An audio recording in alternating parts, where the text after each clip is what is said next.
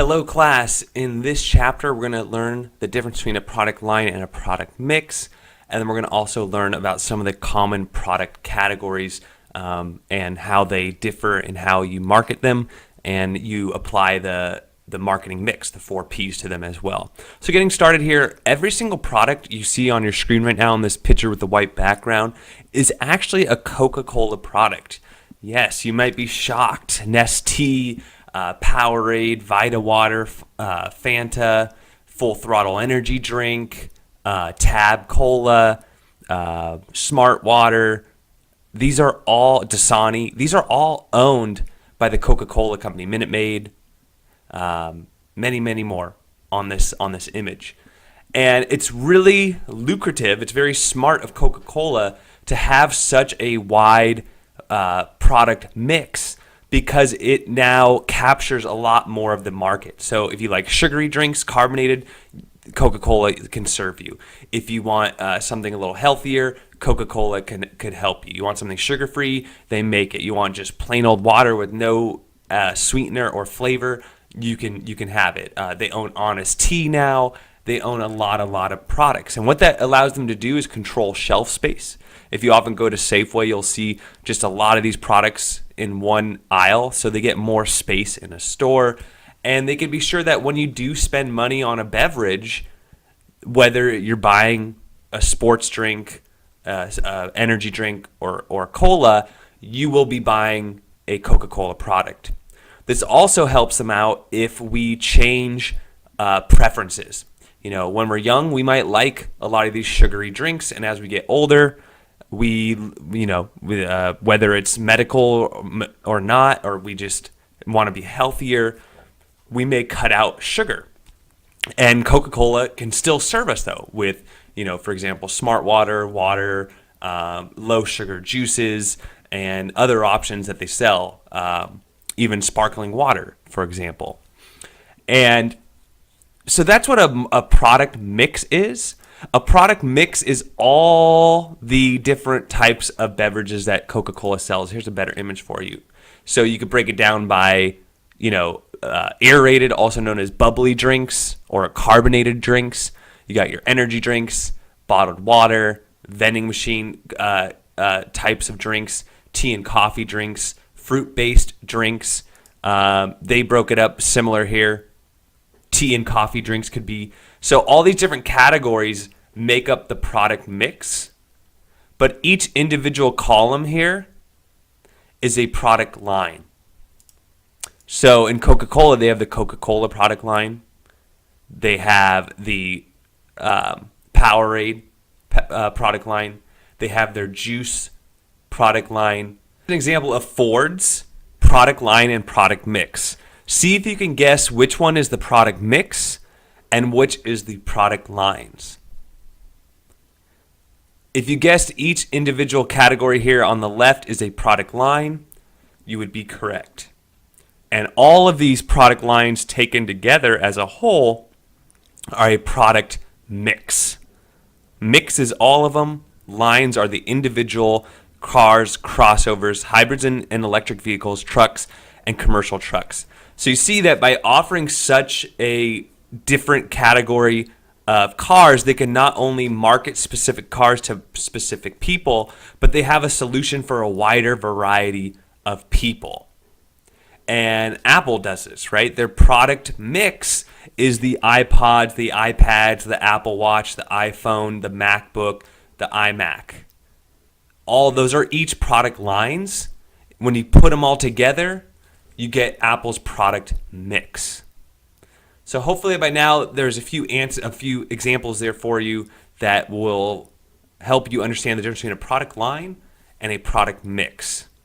And when companies make new products or services, they often either make additions to their product line or they introduce all new product lines to add to their marketing mix.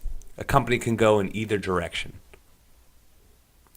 For the second part of this video, I want to talk about the 4 most common types of consumer products. You have convenience products, shopping products, specialty products, and unsought products. And they do go in that order as far as how often you shop for them.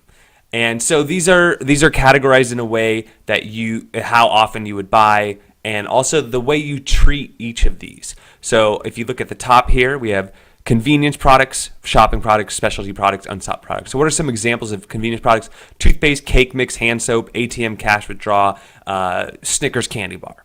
Shopping products, cameras, TVs, briefcases, iPhones, airline tickets.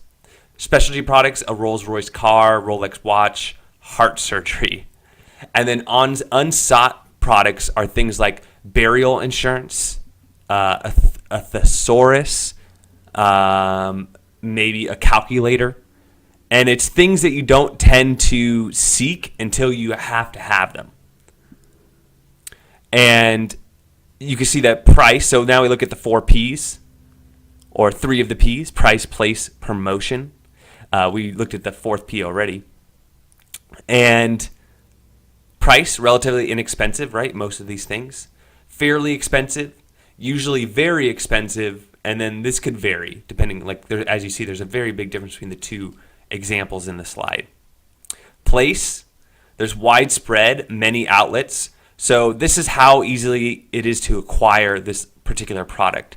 And as you know, a Snickers candy bar you can find in almost every 7-Eleven, every corner store around. Very, very easy. But a digital camera or an iPhone, there's still Best Buy and all these other retailers, but it's not as widespread as a convenience product. Specialty products are extremely limited.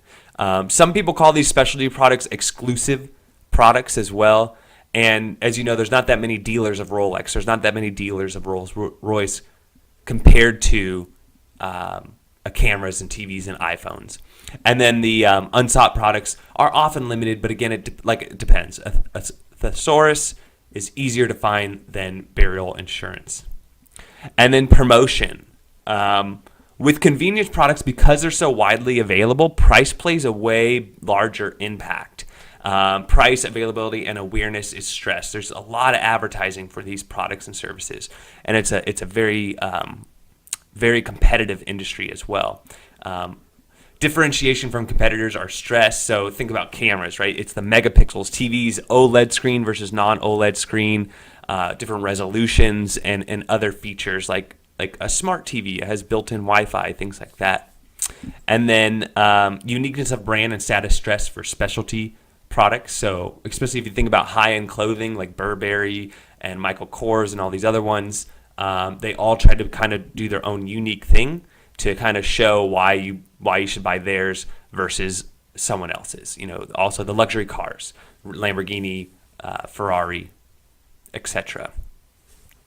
And then unsought products, awareness is essential because you don't even think about these things ever. So, even car insurance, I may put on here as well, in that you only look for it when you need it. And then as far as brand loyalty, aware of brand but will accept substitutes because it's convenience. If there's no Coke, most people will go with Pepsi if they have to have a soft drink. I know there's some loyal people out there, but if you can't find a Snickers, you might go with Milky Way or something else. Brand loyalty of consumers prefer specific brands but will accept substitutes. As you know, many of you have preferences to go with Samsung or to go with Apple or to go with whatever the brand may be. Very brand loyal will not accept substitutes. So this is often true when people talk about their luxury items. They only buy a certain brand. So getting that person to start buying your item is half the battle. Once you get somebody once they're loyal to your product or service, it's often very easy to keep them a loyal customer. And then unsought products, again, there's not a lot of loyalty here compared to the specialty product. And finally, purchase behavior of consumers. So the first one, convenient products, frequent purchases, little time and effort spent shopping. So in previous chapters, we talked about the buyer decision process, and there's those 5 steps. And in a convenience good, we're going to go really fast through all 5 of those steps. We're not going to spend a lot of time looking at alternatives, things like that. We're just trying to satisfy our need as quickly as possible. But when it comes to shopping and specialty items, you'll notice they're very similar.